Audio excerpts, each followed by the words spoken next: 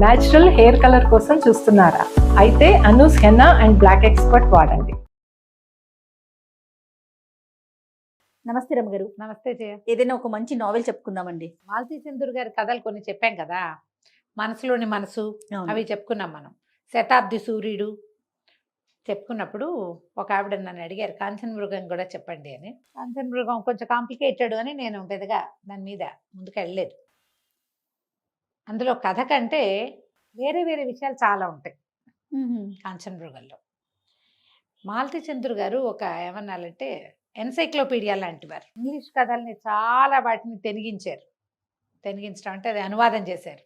పాత కెరటాలు రూట్స్ అని. ఆ పాత కెరటాలు అబ్బాయి ఎన్ని ఇంగ్లీషు కథల్ని నావెల్స్ని సింప్లిఫై చేసి సినాప్సిసే రాసినవి ఎన్ని పుస్తకాలు ఉన్నాయో, ఎన్ని కథలు ఉన్నాయో. Gone with the wind, Rebecca అలాంటివన్నీ చదివాను నేను. భలే బాగుంటాయి. అయితే ఈ కాంచన మృగము మనుషుల మనస్తత్వాల మీద రాయబడిన ఒక కథ అన్నమాట. ఈ కథను ఎట్లా ప్రారంభిస్తారంటే, నేను ఇది బ్రీఫ్గానే చెప్తున్నా. మాలతీ చంద్రు గారి పుస్తకాలు అన్నీ కూడా must by, must keep, must read ఉంచుకోవాలి, మన దగ్గర ఉండాలి. అదే అప్పుడప్పుడు తిరిగేస్తుంటే ఒక సాధారణమైన, ఇప్పుడు మన పక్కింట్లో వెనకింట్లో మా ఉంటారా జయ, ప్రతి వాళ్ళకి ఒక బ్రహ్మాండమైన కథ ఉంటుంది కుటుంబానికి. అవును. ప్రతి వాళ్ళకి ఒక గొప్ప తాతగారు, గొప్ప నాయనమ్మో, గొప్ప అమ్మమ్మో, మంచి అమ్మో, ఒక చెప్పుకోదగిన కథో. అది మామూలు కుటుంబం నుంచి పేద కుటుంబం వరకు ప్రతి వాళ్ళకి స్పెషల్, ప్రతి వాళ్ళకి సక్సెస్ స్టోరీస్ ఉంటాయి. ఒక క్యాజువల్ స్టోరీలో కూడా సక్సెస్ ఉంటుంది. ఆ మామూలు విషయాన్ని కూడా బాగా చెప్తారు ఆవిడ. మాలతీ చంద్ర గారు చాలా స్పెషల్. నాకు చాలా ఫేవరెట్, నాకు బాగా ఇష్టం కాబట్టి చదివినవే మళ్ళీ మళ్ళీ చదువుతా. నేను అనుకుంటా కొంచెం నా ఐడియాలజీ డెవలప్ అవ్వడానికి మాలతీ చంద్ర చాలా ఉపయోగపడ్డారనిపిస్తుంది నాకు. బాగుంటుంది ఐడియాలజీ. అయితే ఈ కాంచన మృగం కథ ఎట్లా ప్రారంభం అవుతుందంటే, ఒక ఆవిడ సుందరమ్మ గారని కొంచెం పెద్ద ఆవిడ, 60 దగ్గర పెడితే 60 ఏళ్ళ వయసు ఉన్న ఆవిడ హాస్పిటలైజ్ అవుతారు సమ్ హార్ట్ ఇష్యూ తోటి. అయితే ఒక రావు గారు, ఆయన ఆవిడ భర్త, 2 కొడుకులు, కోడళ్ళు, మనవలు, ఒక కూతురు, అల్లుడు, మనవలు. అయితే ఈవిడ హాస్పిటలైజ్ అయినప్పుడు ఆ హాస్పిటల్లో ఎలిజబెత్ అని ఒక నర్సు ఉంటుంది. ఆ అమ్మాయి ఈవిని బాగా చక్కగా చూసుకుంటుంది. సహజంగానే నర్సులు అంటే మరి ఇవాళ రేపు మనకు తెలియదు, కానీ ఇది వరకు హాస్పిటల్లో వాళ్ళు చాలా శ్రద్ధగా చూడడం, ఒక రకమైన సేవక వృత్తి. అమ్మాయి చాలా శ్రద్ధగా చూసుకుంటుంది. ఇలాంటి అమ్మ ఉంటే బాగుండు మనకి, అలా అనిపిస్తుంది అనమాట ఆవిడని చూస్తే. ఆవిడ అంత చక్కటిది, చక్కగా ఒంటి నిండా నగలు, పచ్చగా అందమైన మనిషి, సాత్వికురాలు, కుటుంబంతో కూడా చాలా మంచి సంబంధ బాంధవ్యాలు, తెలివి కలిగిన, మంచితనం కలిగిన ఒక వృద్ధురాలు. ఈ ఎలిజబెత్ బాగా ఈవిడ్ని సేవించుకుంటుంది. నేను ఇంటికి వెళ్ళాక కూడా నువ్వు మా ఇంటికి రా అని అడిగింది ఆవిడ. అడిగితే, ఎందుకమ్మా మీరు బాగానే ఉన్నారు, అంత అవసరం ఏం లేదు అంటే, కాదు మా ఇంట్లో ఉండు, నేను నీకు పెళ్లి సంబంధం చూస్తాను, పెళ్లి చేసుకుందు కానీ మా దగ్గర ఉందో కానీ. ఆవిడకి ఈ అమ్మాయి నచ్చిందనమాట. అదే. అయితే ఈవిడ ఏం చెప్పింది, ఆ ఎలిజబెత్, కాదమ్మా మా తమ్ముడు ఉన్నాడు, తమ్ముడు వెర్రి పిల్లవాడు, వాడు నార్మల్ వాడు కాదు, మా అమ్మ ఉంది, అమ్మ నేను పిల్లాడిని వదిలిపెట్టి, తమ్ముడిని వదిలిపెట్టి పెళ్లి చేసుకోను అలా చెప్పేది. ఈవిడ ఆ భర్తతోటి, ఆవిడతోటి చక్కటి కుటుంబ సంబంధాలు నెరపటము అవన్నీ చాలా సంతోషంగా చూస్తుండేది ఎలిజబెత్. అయితే ఆవిడ ఒక పూటలో డిశ్చార్జ్ అయిపోతారు. బాగానే ఉన్నారు. 2 కొడుకులు, కోడళ్ళు వస్తారు, కూతురు వస్తుంది. కూతురు కూడా చక్కటిది ఆవిడలాగానే. అమ్మాయి కూడా సాత్వికంగా బాగుంటుంది. పెద్ద కోడలు బాగున్నట్టుంటుంది, చిన్న కోడలు మంచి కరోడాగా కనపడుతుంది. చూపిస్తారు ఒక్కొక్క క్యారెక్టర్ని. అయితే ఏమవుతుంది, సడన్గా ఆవిడ ఇంకా రేపు వెళ్ళిపోతారనగా ఈ అమ్మాయి తమ్ముడు వస్తాడు. పిల్లవాడు వెర్రి పిల్లాడని చెప్పింది కదా, నార్మల్ వాడు కాదు, ఏమనాలి, కొంచెం అబ్నార్మల్ కిడ్ అనుకో. అదేలేండి. కొద్దిగా గ్రహణ మొర్రితోటి, కొద్దిగా కాలు పొట్టి పొడుగుతోటి పుట్టాడు అబ్బాయి. ఆ పిల్లాడు లోపలికి వస్తాడు. ఆవిడ ఈ పిల్లాడిని చూసేసరికి చాలా ఎక్సైట్ అయిపోతారు. ఆ పెద్ద ఆవిడ ఉన్నట్టుండి పారాలసిస్ లాగా వచ్చేస్తుంది ఆవిడకి. ఈ అమ్మాయికి అర్థం కాదు, ఏంటి సడన్గా ఏమైపోయింది, శుభ్రంగా ఉన్న మనిషి మామూలుగా తిరుగుతున్నారు, కోలుకున్నారు హార్ట్ ఇష్యూ నుంచి. కేకలు పెడుతుంది. డాక్టర్లు వాళ్ళు వీళ్ళు పరిగెత్తుకొస్తారు, చిటుకుని అయిపోతారు. ఆవిడ కాస్త పోతారు ఆ సుందరమ్మ గారు. ఏమో అర్థం కాదు, అంత శుభ్రంగా ఉన్న ఆవిడ డిశ్చార్జ్ అయ్యి వెళ్ళిపోవాల్సిన ఆవిడ ఇలా ఎందుకు అయిపోయింది, తన తమ్ముడిని చూసి ఆవిడ భయపడిందేమో అనుకుంటుంది. ఇంతలో ఈ హడావిడంతా ఆవిడ చనిపోవటము, వాళ్ళు వీళ్ళు డాక్టర్లు పరిగెత్తుకు రావడం, ఫ్యామిలీ అంతా ఏడుపులు గందరగోళాల్లో ఆ పిల్లాడు మెల్లిగా వాళ్ళ అక్కని పిలిచి, అక్క అక్క అమ్మగారే నా మెళ్ళో ఇది వేసారక్క అని మెళ్ళో ఎంచి ఒక గొలుసు తీసి చూపిస్తాడు. కాకపోతుంది, నీకు వెయిట్ పెట్టరా తెలియదక్క, నాకు తెలీదు, దాని దగ్గరికి రమ్మన్నారు, నా చేతి వేళ్ళు, వాడికి ఒక్కొక్క చేతికి 6 వేళ్ళు ఉంటాయి, 6 వేళ్ళు లెక్క పెట్టారు, నన్ను ఇట్లా మొహం దగ్గరికి లాక్కుని ముద్దు పెట్టుకున్నారు, నువ్వు పెట్టుకుంటావే అట్లా తల్లో వేలు జోరిపి ఇట్లా అని ముద్దు పెట్టుకుంటుంది అక్క వాడిని. ముద్దు ఎర్రటి వాడు ఆ పిల్లాడు, చక్కగా ఉంటాడు, కానీ గ్రహణ మొర్రు ఉంది వాడికి, చేతి వేళ్ళు ఎక్కువ, కాలు వంపు, చిన్న ఎర్రగా ఉన్నా కూడా అమాయకపు పిల్లవాడు, ఒక వెర్రితనం ఉంది, అదే చిన్న వికృత స్వరూపం వాడు. నిన్ను ముద్దు పెట్టుకోవడం తెలియదక్క, ఆవిడ ముద్దు పెట్టుకున్నారు, మెళ్ళోంచి నువ్వే తీసేవంటే కాదు, మెళ్ళోంచి తీశారు, నా మీద వేశారు, ఇట్లా వేసుకోమన్నారు, నేనే వేసుకున్నాను. ఈ లోపలేమో ఆవిడ కనుగుడ్లు వెనక్కి తిరిగిపోయి స్పృహ కోల్పోయి చనిపోయారు. ఎలా అర్థం కాదు, తెలిసిపోతుంది. ఇన్ని రోజుల నుంచి ఆవిడ మెడ నిండా వస్తువులు, మొదటే చెప్తారు మెడ నిండా వస్తువులు ఉన్నాయి, చేతులు గాజులు ఉన్నాయి, ఆవిడ చక్కగా ఉంది అని. మెళ్ళో 10 తులాల వస్తువు పోతే తెలీదు, చేయాలో తెలీదు. సరే ఏం చేస్తుంది, హాస్పిటల్ చీఫ్ డాక్టర్ ఉంటారు కదా, ఇది గవర్నమెంట్ హాస్పిటల్ ఏమో అనుకుంటున్నాను నేను, నాకు అలా అనిపిస్తుంది. సరే ఆయన దగ్గరికి వెళ్ళి చెప్తుంది, ఇట్లా జరిగింది. ఆయన నిర్ఘాంతపోతాడు. ఇప్పుడు ఈ గొలుసు మా దగ్గర ఉంది అని ఎలా చెప్పాలి, బాడీ వెళ్ళిపోయాక ఏం వస్తుందో అర్థం కాదు, ఏం చెప్పాలో తెలీదు. హాస్పిటలే కూడా అయ్యి ఉంటుంది బహుశా. ఇక అతనికి ఏమనాలో తెలియదు, ఈ అమ్మాయిని గట్టిగా పదునుగా ప్రశ్నిస్తాడు. ప్రశ్నిస్తే ఏమైనా సరే అమ్మాయి, మా తమ్ముడు అలాంటి పని చేయడు, వాడు అమాయక పిల్లవాడు, వాడిని మీరు చూశారు కదా, వాడు అబద్ధం చెప్పడు, అసలు మాటలే తక్కువ, వాడు అబద్ధం ఎందుకు చెప్తాడు, వాడికి బంగారం మీద ఆసక్తి ఉంది, వేళకి తిండి తప్పిస్తే వాడికి ఏం వద్దు, వాడు అమాయకపు జంతువు, వాడు నాకెందుకు, నాకు అక్కర్లేదు, అలా అయితే నేను మీకు తెచ్చిచ్చేదాన్నా, వీళ్ళ దగ్గర పర్సులు అవి ఉండకూడదు, నీ దగ్గర ఎలా ఉన్నాయంటే, సార్ మీరు అర్థం చేసుకోరు, మేము చిన్న పర్సులో డబ్బులు పెట్టుకుని మేము బ్లౌజ్ లోపల పెట్టుకుంటాము, ఇది అందులోనే పెట్టుకుని బయటకు వచ్చాను, నేను ఇంకేం చేయాలో తెలియక ఇప్పుడు వాళ్ళకి తెలిసిపోతుంది. ఈయన అక్కడికి వెళ్ళేసరికల్లా ఆ కోడలు పట్టుకుంటుంది, మా అత్తగారి మెళ్ళలోంచి వస్తువు పోయింది, ఈవిడ మా అత్తగారు మావగారు ఎంతో ముద్దుగా చూశారు నర్సుని, దొంగ మొహంది అని చెప్పేసి ఆవిడ లోపలన్న వికృతత్వం అంతా బయటపడుతుంది. ఈయనకి ఏం చేయాలో తెలియదు. ఈయనకి ఒక ఫ్రెండ్ ఉంటాడు, సాయి ప్రసాద్ అని, ఆయన LLB చేసాడు, BL చదివిన వాడు. ఆయన ఒక షెర్లాక్ హోమ్స్ లాగా ఫీల్ అవుతాడు తనని తను. అతను వస్తాడు, వచ్చేసరికల్లా ఇతను ఈ జరిగింది చెప్తాడు. చెప్పేసరికి ఈయన బాగా ఆలోచించి, ఓ పని చేద్దాం, ముందు మీ నర్సుని ఇక్కడి నుంచి కదిపేద్దాం, పద మనం వాళ్ళ ఇంటికి వెళ్దాం అంటాడు. అక్కడికి వెళ్ళేసరికల్లా మా అత్తగారి మెళ్ళలో గొలుసు మాయమైంది అని ఆవిడ నిలదీస్తుంది. ఆయన అంటాడు, కాదు కాదు అమ్మాయిని వాళ్ళని ఏమనకండి, చాలా బాగా చూస్తుంది ఎలిజా నా భార్యని, ఆవిడ చాలా సంతోషంగా ఉండేది, పోతే పోయింది అంటాడు. అట్లా ఎట్లా ఒప్పుకుంటాం, 10 తులాలు గొలుసు ఊరికే వచ్చిందా, అది దాన్ని నక్క వినయమని నర్సుని తిడుతుంది ఆవిడ. ఇప్పుడు వీళ్ళు బాగా ఆలోచిస్తే సాయి ప్రసాద్ కనిపిస్తుంది, ఒకవేళ ఆ పిల్లాడు ఆవిడకి పుట్టిన కొడుక, లేకపోతే ఆవిడ భర్తకి పుట్టినవాడా, పిల్లాడిని మాయం చేసింది ఆవిడ, వాడికి ఒక 20 ఏళ్ళు ఉన్నాయి, లెక్క పెడితే ఈవిడ కూతురికి 34-35 ఏళ్ళలోనే ఉన్నాయి, కాబట్టి ఈవిడికే పుట్టుంటాడు, ఆవిడ వదిలించుకుంది పిల్లాడిని, ఏదో చేసింది. వాడు కనబడేసరికల్లా ఈ 6 వేళ్ళు ఉండటం, గ్రహణ మొర్రి ఉండటం, పిల్లాడి కాలు అవయవాల లోపం ఉండటం, లేదా అవయవ లోపం ఉందని పిల్లాడిని వదిలించుకుందా, దీని మీద మనం ప్రయత్నం చేయాలి. ముందు అసలు ఈ పిల్లాడు ఎలిజా చూస్తే నల్లగా సన్నగా పొగచూరు కట్టేలాగా ఉంటుంది, ఈ పిల్లాడు ముట్టుకుంటే మాసిపోయేంత ఎరుపు, ఈ పిల్లాడిని వీళ్ళు ఎక్కడి నుంచైనా ఎత్తుకొచ్చారా. నేను ఎంత బ్రీఫ్గా చెప్తున్నాను జయ, ఈ పేజీలన్నీ పాఠకుడు చదివి తీరాలి. సుందరమ్మ గారి క్యారెక్టరు, ఆవిడ భర్త క్యారెక్టరు, వాళ్ళిద్దరి మధ్య ఉన్న అనుబంధం, ఎలిజా తోటి ఆవిడ ఎలా ఉంది, ఎలిజా ఆమెతోటి ఎలా ఉంది, కోడళ్ళు ఎలా ఉన్నారు, అది ఎంత బాగా చూపిస్తారంటే క్యారెక్టర్ని 4 వాక్యాల్లో ఇలా తెరిచి అరటిపండు వలిచి చేతిలో పెడతారు మాలతి గారు, అదే చాలా బాగా చెప్తారు. సాయి ప్రసాద్ ఇప్పుడు ఇది కనుక్కోవాలనుకుంటాడు. ముందు ఏం చేస్తాడంటే ఎలిజా వాళ్ళ ఇంటికి వెళ్తాడు. ఈ పిల్లాడు మీ సొంత పిల్లాడేనా, ఆవిడ బిక్క తెచ్చిపోతుంది, ఎలిజా నిర్ఘాంతపోతుందమ్మా, తమ్ముడు మన తమ్ముడు కాదా అంటుంది. అంటే ఆవిడ నేను కొనుక్కున్నాను పిల్లాడిని అని చెప్తాను.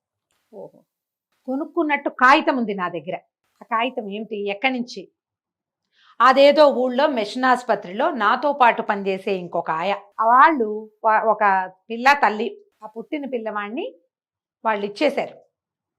నేను ఆయాకి 200 ఇచ్చి ఎప్పటికీ ఈ పిల్లాడిని మళ్ళీ అడగమని కాగితం ఆయాతోటి రాయించుకుని 200 చేతిలో పెట్టి 200 ముట్టినట్టు రసీదు కూడా తీసుకుని అవి కాగితాల్లో దాచిపెట్టుకుంటుంది. పిల్లాడు అప్పుడు మూతి మీద చుక్కలాగా ఉంది, పుట్టుమచ్చ అనుకున్నాను. ఈ కాలుకి నా 6 వేళ్ళు, కాలు పొట్టు పొడుగు ఆ రోజు ఉంది. కానీ మగపిల్లవాడు, నాకు ఎలిజా ఒక్కతే, భర్త లేడు, మగపిల్లాడు మాకు ఆసరా అవుతాడని నేను ఆ పిల్లాడిని తెచ్చుకున్నా. వాడు అందం పట్టలేక, వాడు తెలుపు ఎర్రటి పిల్లవాడు అని రాస్తారు. ఈ పిల్లాడు క్రమంగా వాళ్ళలో వెరితనం బయటపడింది, మొర్రిగా తెలిసింది, గ్రహణ మొర్రి ఉంది వాడికి. కాలేమో కొంచెం వాదం, ఒక కాలు పొట్టి ఒక కాలు పొడుగు.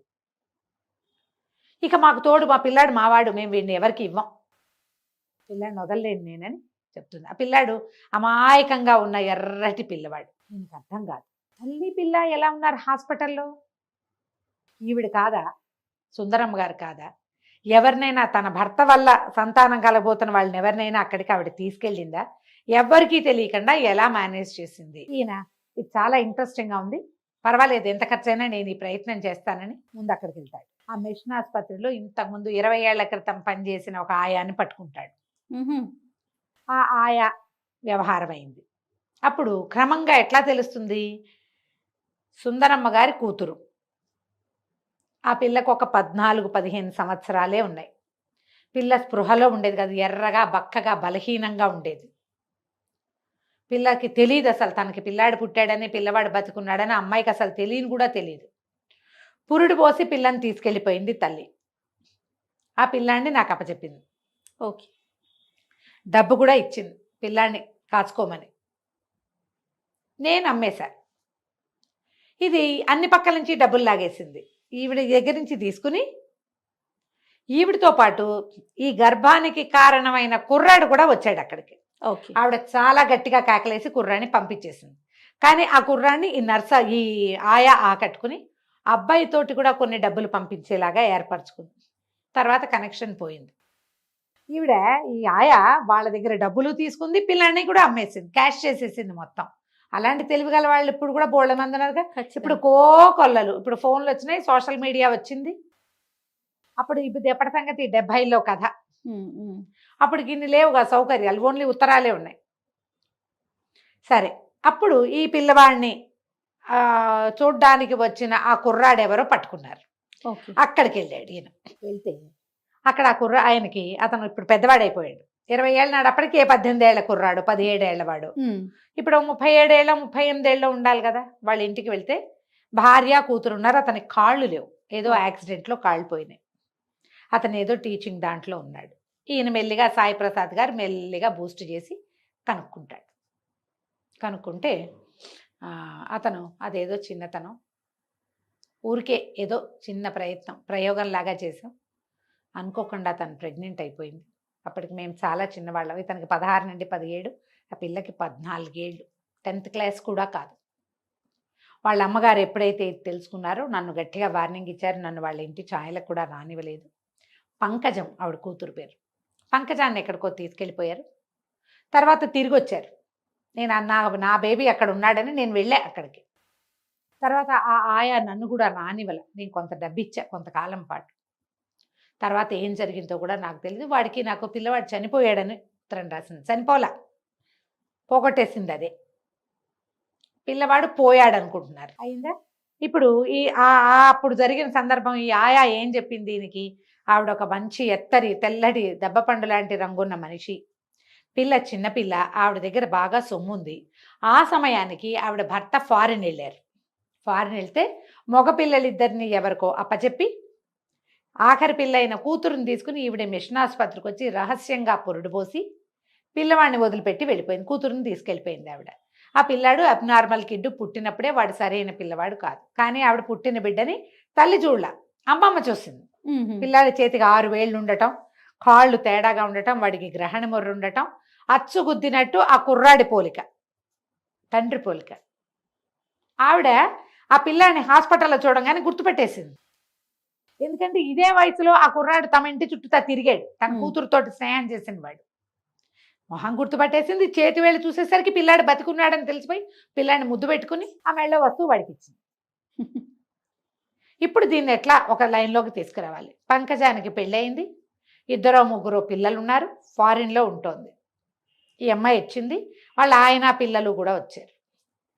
తల్లి పోయేసరికి భర్త పిల్లలు కూడా వచ్చారు. ముందు పంకజం ఒకతే వచ్చింది. ఇప్పుడు దీన్ని ఈ ఈ పిల్లవాడిని చూసి మీ అత్తగారి గొలుసు ఇచ్చిందని కోడలికి చెప్పచ్చా? ఏనాటి కథో ఈ అమ్మాయి కథని బయటికి తీసుకురావచ్చా? లీస్ట్ బాధాడుగా ఉన్నాడు ఆ పిల్లవాడి తండ్రిగా చెప్పబడుతున్న ఆయన, కాళ్ళు లేవు. ఈయన బాగా ఆలోచించుకుని ఈ వస్తువు మా దగ్గరే ఉంది అంటే మాధవి ఆవిడ రెండో కోడలు ఎట్లా రియాక్ట్ అవుతుందో తెలియదు. పంకజానికే చెప్తాడు.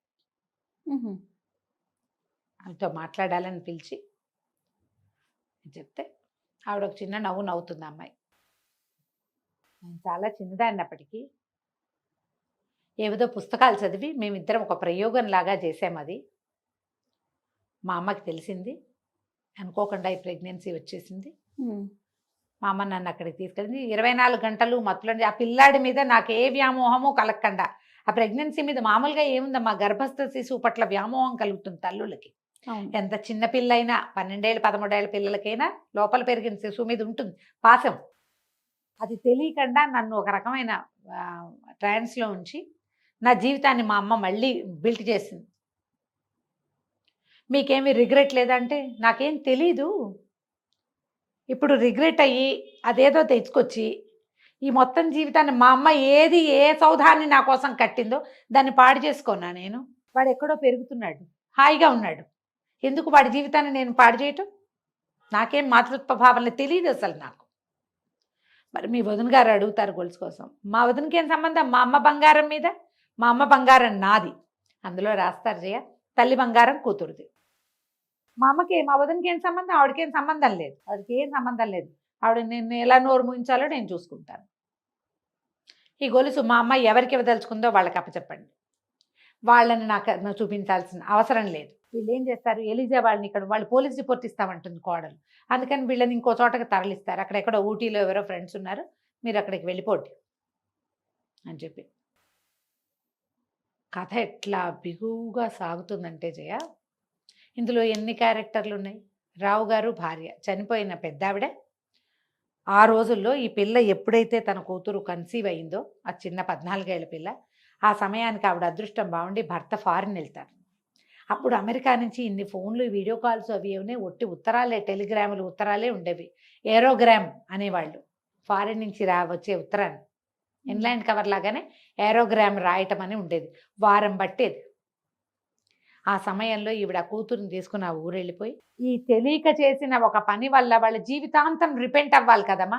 మనము ఈ కథని రెండో పక్క నుంచి చూసామనుకో, తల్లి పిల్లవాడు మాతృపాశము, ఆ కోణంలో నుంచి చూసామనుకో వీళ్ళు చేసింది తప్పు అనిపిస్తుంది. కరెక్ట్ రమ్మ గారు. కానీ ఈవిడ ఈ 14 ఏళ్ల పిల్ల తెలిసి తెలియనితనం వల్ల, ఆ కుర్రాడు 16 ఏళ్ళు, ఈ పిల్లకి 14 ఏళ్ళు, వీళ్ళ వల్ల జరిగినటువంటి ఈ దీనికి రెండు జీవితాలు 2 కుటుంబాలు రచ్చకెక్కి బాధపడి వీళ్ళ జీవితాలు అధ్వాన్నం అయిపోయి కాకుండా పిల్లవాడిని సేఫ్ హ్యాండ్లో పెట్టాను అనుకుంది ఆవిడ. కానీ వాడు అటు తిరిగి ఇటు తిరిగి ఏదో ఒక సేఫ్ హ్యాండ్లోకి చేరాడు, అంతే, ఏదో ఒక చోటకి చేరాడు. వాడి జీవితం అక్కడ కూడా బాగానే ఉంది. ఇది మనకు అప్పుడప్పుడు ఇదేదో పొరపాటు జరిగింది అలా అనిపిస్తూ ఉంటుంది. కానీ ఒక తల్లి దృష్టిలో ఇది చాలా కరెక్ట్గా చేసింది, చాలా కరెక్ట్ అయిన పని కదా. ఇటీవల ఒక సంగతి ఎవరి దగ్గర విన్నాను జయ, ఏదో పెళ్లి చేశారు, ఆ భర్త చావగొట్టి చెవులు మూసి కాల్చుకు తినేసాడు ఆ పిల్లని, పంపించేశాడు పుట్టింటికి, నువ్వు నాకు అక్కర్లేదు అని. అప్పటికి ఆ పిల్ల కడుపుతో. నిజానికి తెలివిగల తల్లి, పిల్లల జీవితం మీద ఆసక్తి, సరైన ఐడియా ఉన్న తల్లి అయితే ఏం చేయొచ్చు జయ, నువ్వు చెప్పు. ఇలాంటప్పుడు ఒక మామూలుగా ఆలోచించు. ఈ కాలంలో ఒక తల్లి అయితే కనుక ఏం చేస్తుంది? కడుపుతో వచ్చేసింది, దాన్ని మనం ఏం చేయలేకపోతాం. టెర్మినేట్ చేయటం అనేది కరెక్ట్ కాదేమో అని అనిపిస్తోంది నీకు.